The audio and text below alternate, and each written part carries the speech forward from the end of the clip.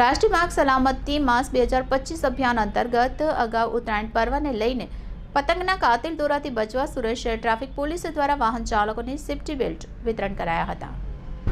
ઉત્તરાયણને હવે માંડ ગણતરીના દિવસ બાકી રહ્યા છે, ત્યારે અત્યારથી જ ધાબાઓ પતંગોથી સજ્જ થવા માંડ્યા છે। ત્યારે ચાઇનીઝ અને એવા જોખમી દોરાઓથી બચવા લોકો દર વર્ષની જેમ ચિંતિત છે। ઓવરબ્રિજ આડશ અને વાહન પર સળિયા જેવી દેશી પદ્ધતિ અપનાવાઈ છે, ત્યારે અઠવા લાઇન્સ પર સુરત શહેર પોલીસ અને સામાજિક સંસ્થા દ્વારા ગળામાં પહેરવાના બેલ્ટનું વિતરણ કરવામાં આવ્યું હતું।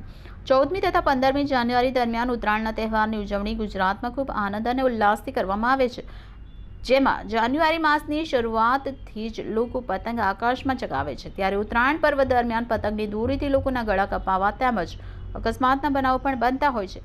ત્યારે આવા અકસ્માત રોકવા માટે જાહેર રોડ પર ચાલતા ટુ વ્હીલર વાહન ચાલકો તેમના ગળાના ભાગે સેફ્ટી બેલ્ટ, મફલર, હાથ રૂમાલ તથા બાઇકની આગળના ભાગે સ્ટીયરિંગ ઉપર સળિયા લગાવી નીકળે તે આવશ્યક છે। પોલીસના ઉચ્ચ અધિકારીઓની ઓફિસમાંથી છૂટેલા આદેશનું કોઈપણ જાતની વિવેક બુદ્ધિના ઉપયોગ કર્યા વગર નીચેના કર્મચારીઓ કેવી રીતે પાલન કરે છે તેનું ઉત્કૃષ્ટ ઉદાહરણ અઠવા લાઇન્સ વિસ્તારમાં જોવા મળ્યું હતું।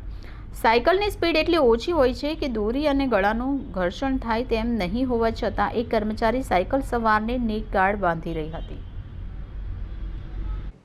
ડિસ્ટ્રિક્ટ ટ્રાફિક એજ્યુકેશન ટ્રસ્ટ અને વેલફેર સોસાયટી તરફથી આજરોજ ચોપાટી છત્રી ખાતે સેફ્ટી બેલ્ટનું વિતરણ કરી રહ્યા છે, જેથી કરી અને જે ટુ વ્હીલર બાઇક ચાલકો છે એમના ગળાનું રક્ષણ કરી શકાય, તેમજ કદાચ દોરી આવી જાય તો પણ ઓછામાં ઓછું નુકસાન થાય।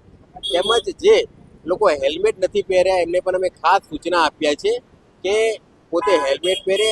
આ સાથે અમારી સાથે જિલ્લા સરકારી વહીવટતંત્ર પણ અમારી સાથે જોડાયેલું છે અને એ પણ અમારા કાર્યક્રમમાં ભાગ લઈ રહ્યા છે। લોકોને કઈ રીતે આજે સમજ આપવામાં આવી?